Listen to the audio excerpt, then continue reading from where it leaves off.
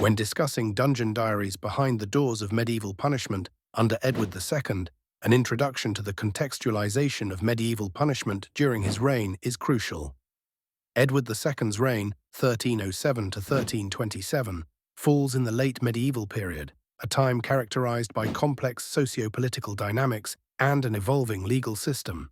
Punishment methods during this era were not only tools to maintain law and order, but also reflections of societal values and power structures. Medieval punishment often included public displays of retribution, such as the stocks, pillories, and more severely execution or torture, serving as both a deterrent to the populace and a means of upholding the social hierarchy. The significance of understanding this context lies in its ability to illuminate how justice was perceived and enacted during Edward II's time. It provides insight into the relationship between rulers and the ruled, revealing the mechanisms of control used by the monarchy to enforce authority and prevent dissent. For instance, the use of dungeons and public executions served as stark reminders of royal power, often targeting those who challenged the crown, such as political prisoners or rebellious nobles. Two notable examples illustrate these points: the imprisonment and alleged brutal death of Piers Gaveston, Edward II's favourite, exemplifies the intertwining of political intrigue and punishment. Gaveston's execution in 1312 was a consequence of his influence over Edward, which angered the nobility and led to a dramatic assertion of baronial power. Another example is the notorious fate of Hugh Despenser the Younger, who was captured, tried, and brutally executed in 1326. This served as a significant political statement, punishing Despenser for his unpopular rule as Edward's advisor and his perceived corruption. The contextualization of medieval punishment under Edward II can spark varied opinions. Some scholars argue that these punishments were necessary for maintaining order in an era marked by instability, while others view them as emblematic of the period's harshness and inequities. Controversies often arise regarding the interpretations of these acts as either justified or tyrannical, reflecting broader debates on medieval governance and justice. Understanding these punishments' context is vital as it intersects with themes of power dynamics, social control, and legal development.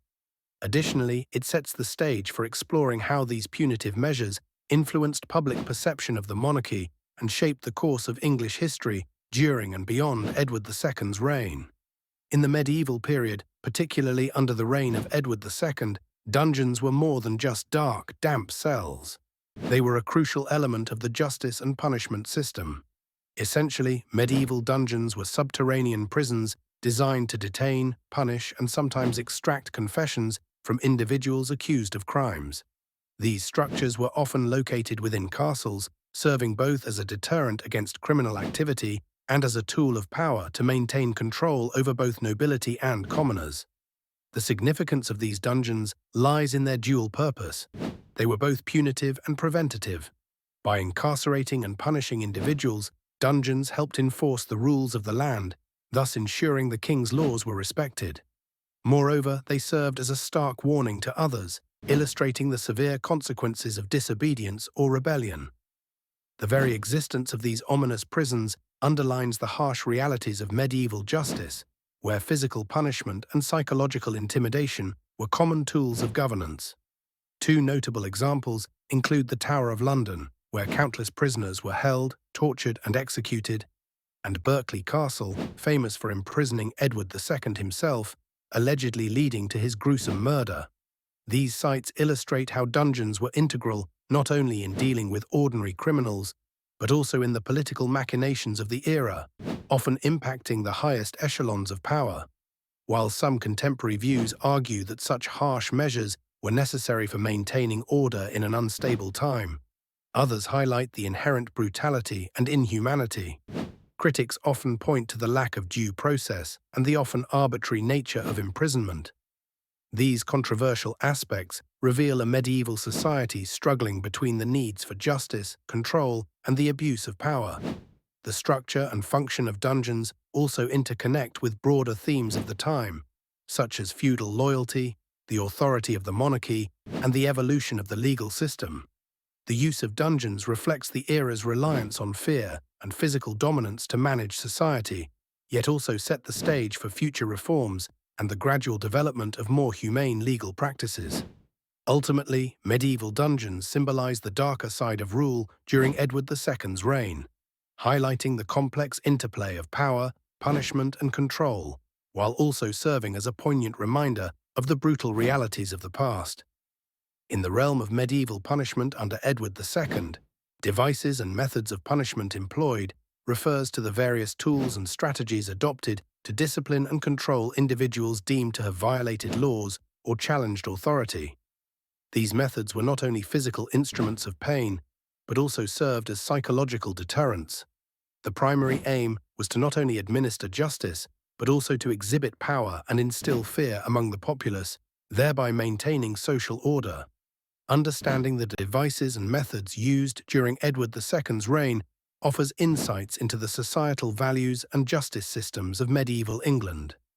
The significance of this point lies in its capacity to highlight the severity and extent of punitive measures that were considered acceptable or necessary at the time. These devices and methods were entrenched in the societal fabric and indicative of the period's law enforcement philosophies. Specific examples include the notorious rack, a device designed to dislocate joints and stretch the body as a form of torture. The pillory, another common method, humiliated offenders by restraining them in public spaces, exposing them to derision or physical assault from onlookers. Both exemplify the blend of physical punishment and social reprimand, serving as powerful tools for public intimidation. Historical opinions reveal support for these punitive measures from those in power as they were perceived to uphold law and order. Monarchs and officials often advocated for stringent methods to reinforce authority and deter potential rebellion or insubordination. Chroniclers of the time might describe such punishments as necessary evils to preserve stability within the kingdom. However, these methods were not without challenges and controversies.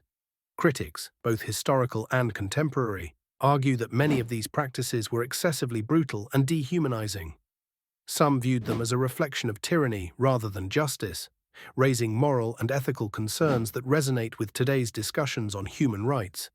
The use of medieval punishment devices and methods intersects with other aspects of the topic by shedding light on the broader context of authority and control during Edward II's reign.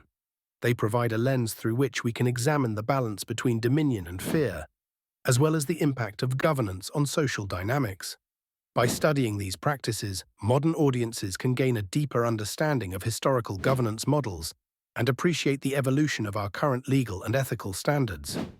The heading Historical Case Studies, Notable Prisoners and Their Fates explores the narratives of individuals who were imprisoned during the reign of Edward II and examines their experiences in medieval dungeons.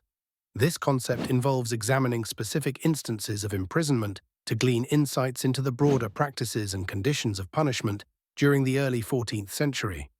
By focusing on real people, this approach humanizes the abstract idea of medieval punishment, providing tangible examples of how justice was administered and its often harsh consequences.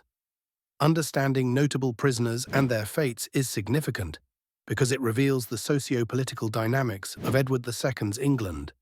Prisoners of note often had stories that intersect with larger historical events or conflicts, offering a lens through which to view the political intrigues and power struggles of the era. This point is crucial for comprehending the intersection of justice, power, and survival during Edward II's reign, reflecting the nature of royal authority and its impact on both prominent individuals and the broader populace. Two notable examples include Roger Mortimer and Thomas of Lancaster. Roger Mortimer, a powerful baron, was imprisoned for opposing Edward II, but famously escaped, later playing a significant role in deposing the king. His story highlights the high-stakes political chess match of the time and underscores the theme of resilience and resourcefulness against despotism. In contrast, Thomas of Lancaster, a cousin to Edward II and leader of a rebellion against him, was captured and executed. His fate illustrates the severe punitive measures employed by the monarchy to quell dissent and maintain control, showing the brutal realities faced by rebels. Critics may argue that focusing on high-profile prisoners can overshadow the experiences of common detainees who suffered anonymously. Additionally, some historians might debate the accuracy of chronicled accounts of these prisoners due to biases in medieval records. Different interpretations exist about the morality and effectiveness of the medieval justice system, particularly considering its often ruthless approach to imprisonment and punishment.